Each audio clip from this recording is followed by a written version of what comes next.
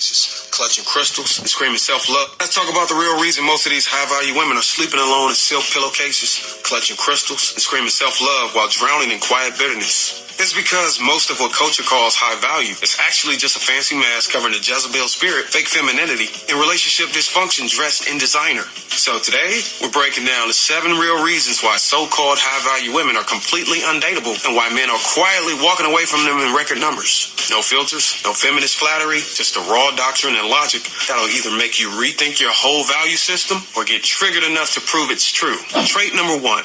Hyper-individualism masquerading as self-worth. You're not high value just because you can pay your bills. You're just a functioning adult. Congratulations. This new brand of self-love culture taught women that being alone equals being empowered. But now most of them are confusing independence with emotional unavailability. She's not independent. She's unimpressionable. She's not self-sufficient. She's anti-cooperative. And what's worse, the more she reinforces her "I don't need a man" narrative, the less equipped she becomes to ever properly relate to one. You can't prepare for a relationship while building for isolation. Men don't want a woman who can do it all by herself. They want a woman who knows how to do life with a man, not in spite of him. And guess what? If your whole identity is wrapped in proving how little you need a man, don't act surprised when one never arrives. Trait number 2. Financial obsession, feminine starvation. Let's talk about the money game. Culture told women, get the bag, stack your paper, don't rely on a man. And while there's nothing wrong with financial literacy, many women have used money as a replacement for value instead of enhancement of it. Here's the ugly truth. Most of these women aren't building empires. They're building defense mechanisms. She's so busy flexing her salary that she forgot how to nurture. So consumed with being a boss bitch that she forgot how to be a wife. And now she's confused why men aren't impressed. Men don't marry resumes. They marry peace. We want to help me, not pay stubs. It's not that a man is intimidated by your success. He's just turned off by how masculinity has hijacked your femininity in the process. Trait number 3. Image obsession, character starvation. Let's call it what it is. BBLs, Botox, bundles, and brand names, but no respect, no warmth, and no character. This new wave of high-value women are surgically enhanced but spiritually empty.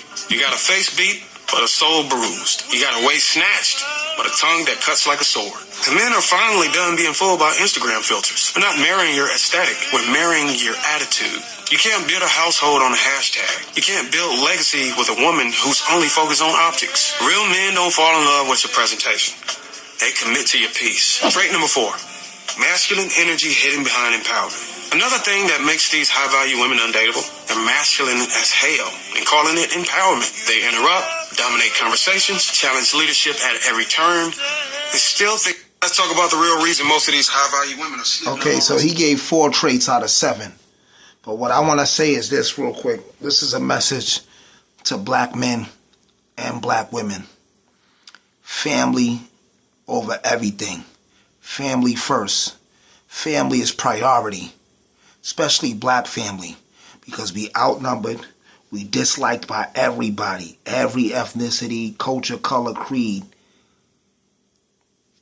They don't be liking us. They like what we do. They like our culture. They like our talent. They like our energy. They like our creations, our inventions. But they don't really fuck with us. Why? Because they're loyal to the colonizers' theory about us. They're loyal to the colonizers' theory about us. Black people ain't shit. They the highest with the AIDS rate. They the most criminals. They never stick together. Oh, they lazy. They don't do this, do that, do this, do this. Every time we build businesses, whole cities and towns, they burn it down. Look at now, prime example, Atlanta. They say Atlanta has the highest AIDS rate. Atlanta and Houston, Texas. Both black cities, loaded with prominent black people with money, real estate, people that own stuff and all that. But they keep always slandering. So a lot of these ethnicities want to impress their colonizer, their master. So, they side with them over us. So, black people, self-preservation come first. We have to preserve our family. Black men have to love black women. Black women have to love black men. We got to create more kids, more family, strengthen our bond, our ties, and our community. Focus on ourselves, and then focus on our families, then focus on our community. Right?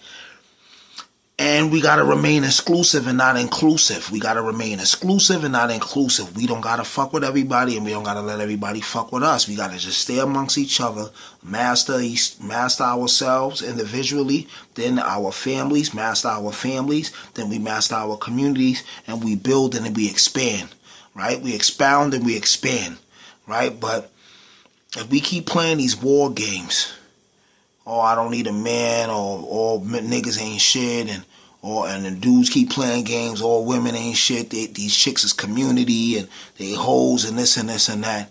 We gotta get it together, because if we don't, we're gonna get wiped out. Still gonna be black people on earth, but it's just not gonna be us. It's gonna be Africans, it's gonna be probably West Indians, Caribbeans, Afro-Latinos, but we talking black indigenous Americans, us, the people who created 90% of the inventions, doorknobs, elevators, the light bulb, those who created the heating systems, the CCTV, closed circuit camera systems. I'm talking about us, the black indigenous Americans, the creators of jazz, rock and roll, most of the fashion people wear today. We gotta wake up. And we gotta stop these battle of the sexes. And marriage should be bigger than just a financial institution and a way for a person to come up financially. Men shouldn't marry for sex, and women shouldn't marry for money. We should marry for compatibility, longevity, a teammate, and someone who has each other's back through war, through paradise, through good, bad, whatever, hot, cold, but that's just my intake. I like the way the brother broke that down.